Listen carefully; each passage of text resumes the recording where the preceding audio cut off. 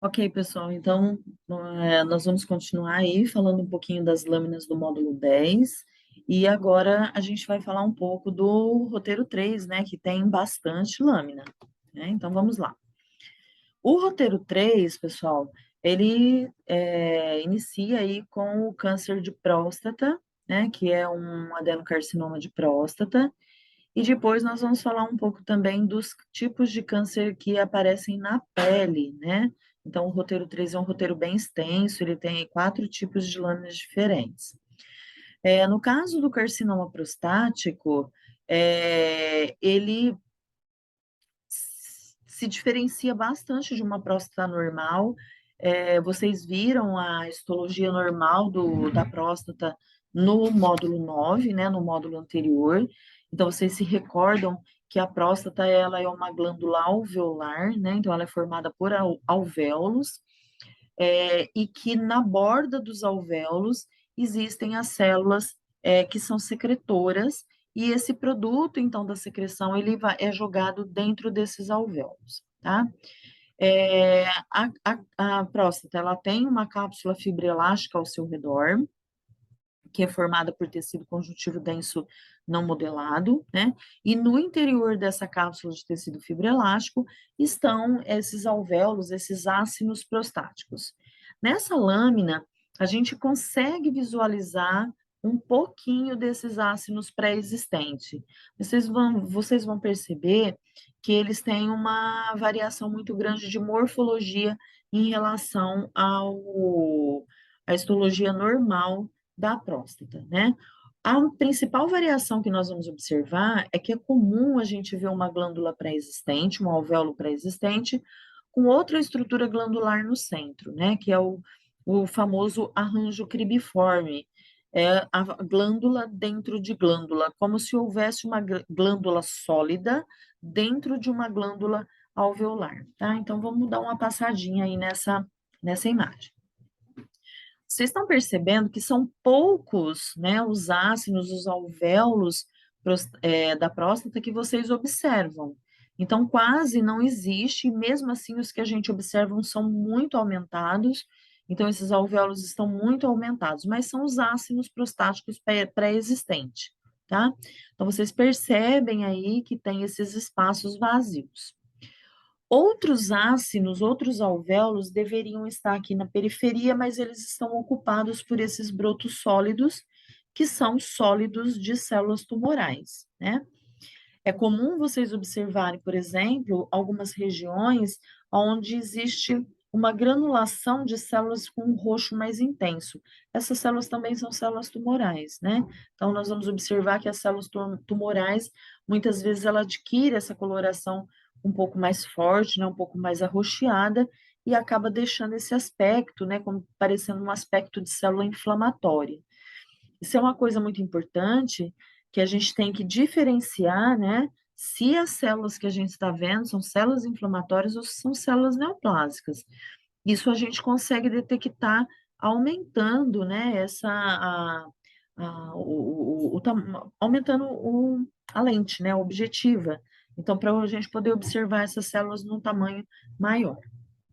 Então, é isso que a gente está fazendo. Então, aumentamos aqui e vocês percebem que essa região é uma região onde provavelmente existiu um alvéolo, porque as células que estão no centro são diferentes do tecido que está na periferia, então provavelmente são células tumorais, então são células tumorais. Vocês observam que são células que têm uma diminuição na coloração, né, uma coloração mais pálida, e com um núcleo, muitas vezes, uma coloração um pouco mais forte. Então, essas são células tumorais, isso é o que a gente chama de microácino, então aqui deveria ter um ácino que não tem mais. E é comum nessa lâmina também a gente encontrar isso aqui que a gente chama da glândula dentro de glândula. Então, a próstata normal, ela tem esses alvéolos, mas esses alvéolos não tem nada no seu interior. E aqui a gente observa que parece que tem um maciço de células no interior desse alvéolo. É isso que vai conferir o aspecto cribiforme do câncer de próstata, né? Esse é o aspecto cribiforme, então é o arranjo cribiforme, é o aspecto crivado. que é aspecto cribiforme? É o aspecto em peneira, né? Como se fosse, o tecido fosse todo perfurado. Então, vocês veem essa perfuração, né? Então, um tecido todo perfurado, só que dentro dessas perfurações existe um maciço celular. Então, essas células que estão dentro dos alvéolos são todas células tumorais, né? Então, esse daqui é o carcinoma de próstata. Esse tumor, ele é um tumor que não é muito indiferenciado. Ele lembra uma próstata normal, né? Então, ele lembra as características, o arranjo histológico de uma próstata normal. Então, a gente diz que esse tumor, ele é um tumor relativamente bem diferenciado. Mas isso não exclui a sua malignidade, né? Ele pode ser um tumor maligno, o que na verdade é, né? Porque ele veio identificado como um carcinoma prostático, então ele é um tumor maligno, e aí ele tem outros aspectos que induz a gente a concluir essa malignidade, como, por exemplo, excesso de mitose, né? Como áreas de necrose, isso tudo mostra para a gente que esse tumor, ele pode ser um tumor maligno, né? Então, aqui vocês têm um outro padrão de malignidade muito comum, eu já até falei isso para vocês naquela primeira aula do módulo, né, que é o chamado pleomorfismo. Então, esse carcinoma ele tem um pleomorfismo nuclear e celular muito acentuado. Então, são células muito pequenininhas, como aponta essas flechinhas aqui, até células muito grandes, como essa, por exemplo, que vocês estão vendo aqui em cima. Então, o pleomorfismo celular e também o pleomorfismo nuclear, desde núcleos bem grandes e difusos, até núcleos muito pequenos e hipercromáticos, né? Então, o pleomorfismo, ele também é um indicativo de malignidade. Essa região é uma outra região onde tem bastante desse aspecto cribiforme, então esse arranjo cribiforme de glândula dentro de glândula. Então a gente vê o alvéolo e dentro do alvéolo essa glândula maligna, né? Então a glândula dentro de glândula que confere o arranjo cribiforme, tá? Então esse é o câncer de próstata. E agora a gente vai falar um pouco, né? Vai começar a ver um pouquinho aí dos cânceres de pele. Nós temos 3 tipos de lâmina de câncer de pele. Esse que é o carcinoma basocelular, depois nós vamos falar do carcinoma epidermoide e finalmente o melanoma, né? Que é um dos mais comuns, um dos tipos de câncer de pele mais comuns que existe, tá? Esse carcinoma, né, o carcinoma basocelular, como o próprio nome já diz, ele se inicia na camada basal da epiderme, mas ele não fica restrito à epiderme. Então, ele acaba infiltrando para a região da derme.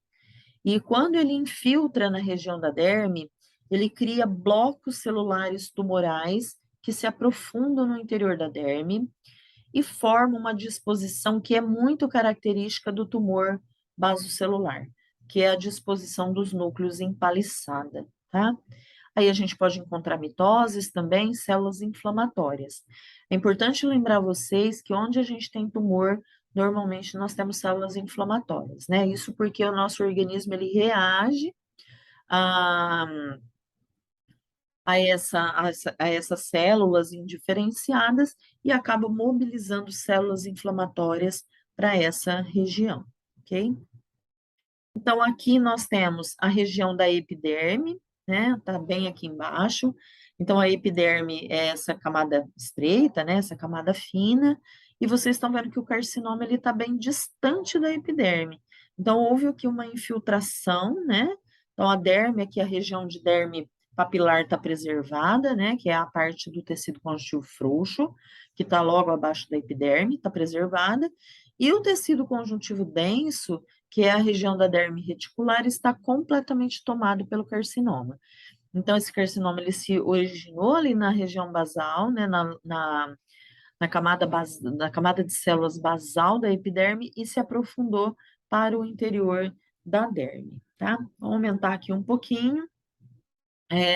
Aqui essa região já é uma região onde a epiderme também está ocupada pelas células tumorais. Então, essa região é uma região de epiderme, que também está ocupada pelas células tumorais, né? E aqui a gente vê já o início da derme, o tecido conjuntivo frouxo, a primeira camada, a camada mais superficial da derme, também já infiltrada pelas células tumorais. Isso é o que a gente chama de disposição empaliçada dos núcleos, né? O que é paliçada? Paliçada é quando a célula ou os núcleos, eles se dispõem um paralelo ao outro, né? Então, forma como se fosse um muro com as suas células, com os seus núcleos todos colocados um ao lado do outro.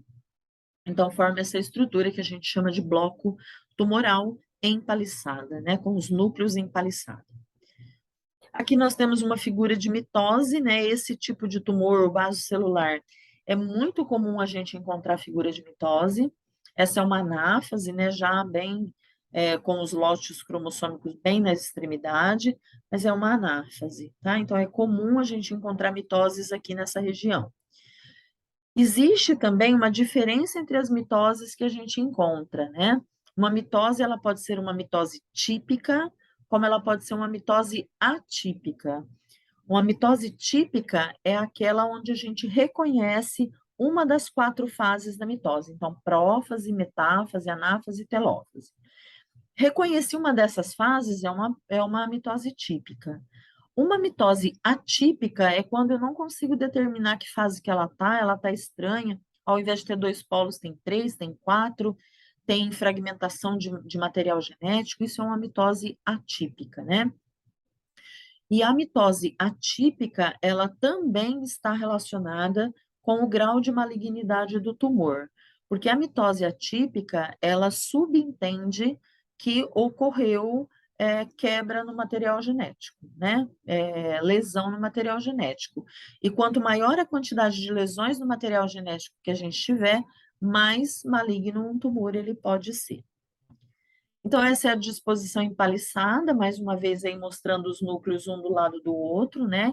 Então, essa disposição que eu falei para vocês, que lembra um muro, né?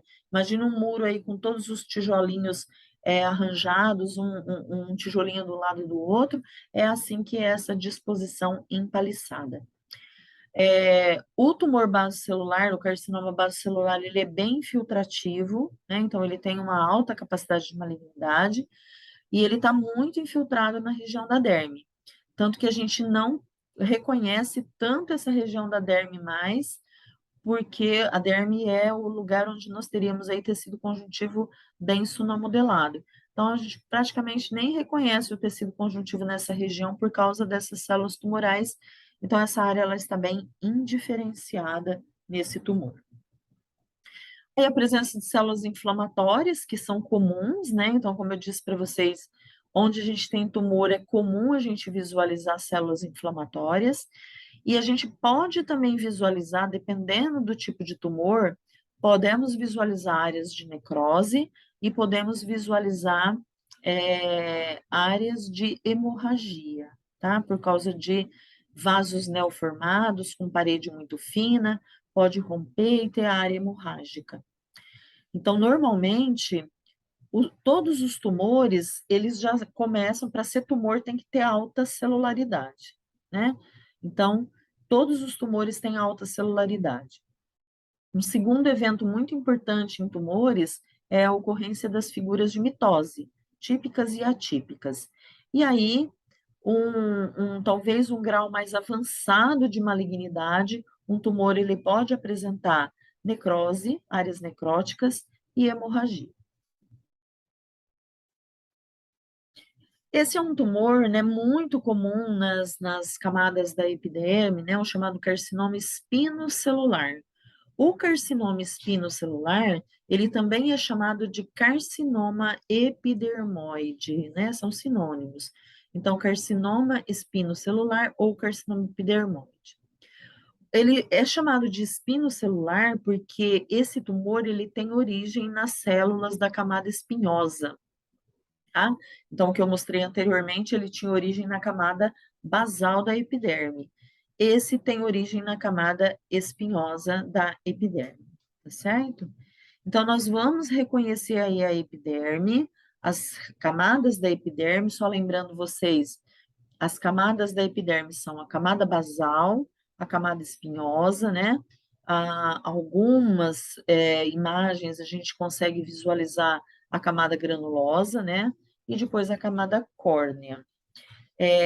Essa camada espinhosa, ela é formada por um tipo de célula, né? Então, a célula que forma essa camada espinhosa, ela é um tipo de célula que produz queratina.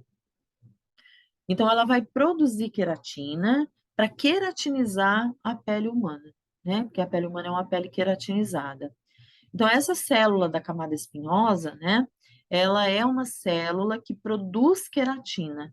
Então, vai haver uma descompensação na produção de queratina por essas células. E essa célula, ela tem muitos desmossomos. Desmossomo, para quem não lembra, é uma estrutura de adesão celular que mantém unida as células do tecido epitelial. E os desmossomos, eles são particularmente abundantes entre as células da camada espinhosa. Então, ela tem esse nome, né, de célula espinhosa, de camada espinhosa, exatamente por causa dessa característica. Como tem muito desmossomo, a membrana celular ela adquire uma característica de espinhos, né, de pontiaguda, por isso que a gente chama de espinhosa. Então, como as células tumorais, elas tendem a perder a adesão, normalmente a área de desmossomo mantém a conexão, mantém unido. E aí acrescenta, acentua, na verdade, essa aparência espinhosa. Então, nós vamos ver isso, né? Então, como a célula tende a perder a adesão, o desmossomo ele se mantém ali conectado, porque é uma estrutura muito rígida, então acentua essa característica espinhosa dessas células. Vamos ver. Então, aqui nós temos a área de epiderme, bem diferenciada, né? Então, vocês falam, nossa, tá parecendo uma pele normal. Então, é uma região, é uma área bem diferenciada. Porém, né, as células tumorais, elas já se infiltraram para a região da derme. E vocês veem esses blocos na região da derme, que é a região do carcinoma, né? Então, esse daí é o carcinoma epidermoide, porque se originou na epiderme, né? E aí ele acaba avançando para a região dérmica e adquire essa característica de blocos sólidos e com uma ocorrência muito característica dos carcinomas epidermoides, né? Que é o da pérola córnea, que daqui a pouco a gente vai visualizar, que é a pérola córnea, né? Já aparecendo aí. Mas vocês veem que a pele ela tem uma arquitetura desorganizada. A gente não tem esses blocos na derme. Então, essas células aí, a gente vê que ela é de origem epitelial. Dá para ver que essas células estão com um arranjo epitelial bem no meio da derme. Então, a arquitetura da pele está desorganizada. Aí as células tumorais, que eu falei para vocês, bem diferenciadas. Então, nessa região, as células lembram muito mesmo as células epidérmicas, né? Lembra muito o tecido epitelial de revestimento, as células estão ali grudadinhas uma na outra. Então, são células tumorais bem diferenciadas. Esse tumor é um tumor bem diferenciado, né? E aí, a pérola córnea. Por que que a pérola córnea, ela ocorre em grande frequência nesse tipo de tumor? Porque a célula que se malignizou é exatamente a célula que produz queratina. Então, essa célula maligna, ela começa a ter uma hiperprodução de queratina e uma hipersecreção de queratina.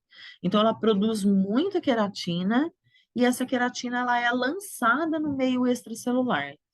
E essa queratina, ela vai se arranjar em camadas como se fosse uma cebolinha, né?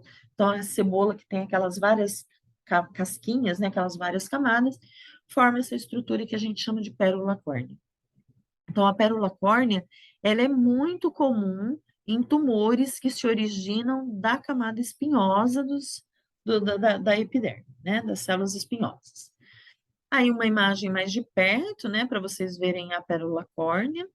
Uma coisa que vocês podem observar também com muita facilidade em lâminas de tumores é que a maioria deles tem muitos capilares sanguíneos ou vasos sanguíneos maiores. Então, essa grande quantidade de irrigação aí pode ser por conta da angiogênese, né? Os vasos neoformados para poder alimentar, sustentar o tumor. Para vocês verem como é variável a morfologia da pérola córnea, nós temos desde pérolas córneas muito, é, vamos dizer assim, bem rígidas, bem fechadinha, até essas pérolas córneas com muitas camadas. Essa sim lembra uma cebolinha, né, com várias camadas ao redor dela. Então, essa área aqui é uma área onde tem muita pérola córnea, tá? E nós temos também nesse tumor o aparecimento da disceratose. Importante aí a gente lembrar, né? Eu falei isso já para vocês, mas só para lembrar que a diferença de pérola córnea para disceratose é que a pérola córnea, a queratina produzida foi jogada para o meio extracelular e a queratina se arranjou formando a pérola. Na disceratose, a célula que secreta queratina, ela não consegue secretar. Então, a queratina, ela fica no citoplasma celular e mumifica a célula. Então, a célula morre e ela adquire essa característica mumificada. Então, a disceratose, ela é uma ocorrência intracelular, enquanto a pérola córnea, ela é extracelular, tá? Isso é uma condição bem importante. Aí várias figuras de mitose, né? Isso aí são todas anáfases, então as que estão circundadas pela bolinha amarela. Então são todas anáfases, tem uma variedade muito grande de mitose nessa lâmina. E aí o pleomorfismo, tá? Então núcleos pequenos e hipercromáticos, núcleos grandes e bem, como fala, bem clarinhos, né? Tem essa coloração clara, com coloração bem fraca, tá? Uma coisa muito comum no núcleo das células tumorais, nas células neoplásicas, é que os núcleos das células neoplásicas normalmente têm nucleolo aparente, como essas aqui, ó. Tá? Esse é o núcleo, né? A bolinha maior e a bolinha menor dentro é o nucleolo. Então, célula neoplásica normalmente tem nucleolo aparente, o que pode ser usado para diferenciar, por exemplo, de uma célula em padrão normal. Aí, o que a gente chama de células acantolíticas. A célula acantolítica é uma célula que perdeu adesão, né? Então, ela perdeu aquelas estruturas de adesão dela, e aí ela fica isolada, né? Então, vocês percebem que tem um espaço vazio ao redor dela, porque ela se descolou das células vizinhas. E ao se descolar das células vizinhas, fica esse espaço entre ela e as demais células. Por isso que ela é chamada de acantolítica. E essa ocorrência mais interessante aí dessa lâmina, que é a área espinhosa. Então, isso que eu falei para vocês, essas pontas que vocês veem é o desmossomo. Então, essas células, elas estão perdendo adesão do tecido vizinho, só que o desmossomo, ele se mantém unido, por isso que forma essas pontas, né? Lembra uma região espinhosa. Então, por isso que a gente fala de área de células espinhosas, com o desmossomo, porque o desmossomo é que está mantendo essas células presas ali, ok? Aí, vendo de perto, olha que bonitinha essa daqui. Então, vocês estão vendo a célula no centro e os espinhos, né? Esses espinhos é o desmossomo. Então, a célula está perdendo adesão, ela está perdendo característica de adesão, mas o desmossomo, ele permanece unido ali nas células vizinhas, por isso que fica com essa característica espinhosa. Aqui um aglomerado de células inflamatórias, volto a falar, é muito comum a gente confundir célula inflamatória com células tumorais. A principal diferença entre elas é que as células inflamatórias geralmente apresentam um citoplasma eosinofílico. Então, vocês estão vendo essas células aqui, a maioria, né, são plasmócitos. Então, o citoplasma ele é bem acidófilo, enquanto as células tumorais sempre têm o citoplasma bem basófilo, né? Então, ela tem uma coloração mais arroxeada, enquanto as células inflamatórias têm uma coloração mais avermelhada, né? Mais rosada. E esse daqui é um infiltrado inflamatório. Aqui é uma região, essa região marcada pela estrelinha preta, né? Uma região de células tumorais que imitam uma epiderme normal. Então, isso daqui está muito parecido com uma epiderme normal, né? A gente parece que vê até um epitélio pavimentoso estratificado aí, né? Mas, na verdade, essas células são tumorais e elas estão na região da derme, não estão na região da epiderme, né? Então, não deveria ter epitélio aí. Então, na verdade, não é epitélio, né? São células de origem epitelial, mas são células tumorais. E a gente tem uma intensa cornificação das pérolas córneas em decorrência da secreção de queratina. E aí, talvez o tumor de pele que seja o mais comum entre nós, né? Que é o melanoma, que é o tumor que se origina a partir dos melanócitos. Os melanócitos são células produtoras de melanina, né? E eles ficam restritos à camada basal da epiderme. Então, só existe melanócito na região basal, tá? Então, vocês vão ver que aqui, essas células, né, os melanócitos, elas adquirem uma característica tumoral, né, uma característica neoplásica, começa a secretar uma grande quantidade de melanina, e essa melanina ela acaba infiltrando a região da derme, né, e com a presença de células neoplásicas que acabam infiltrando grande parte da pele, tá? Então, tá aí o melanoma, vocês estão vendo a região de epiderme aqui à direita. Portanto, esse tumor ele teve origem aqui na camada basal. Esse aqui é o tecido conjuntivo frouxo, que está embaixo do epitélio.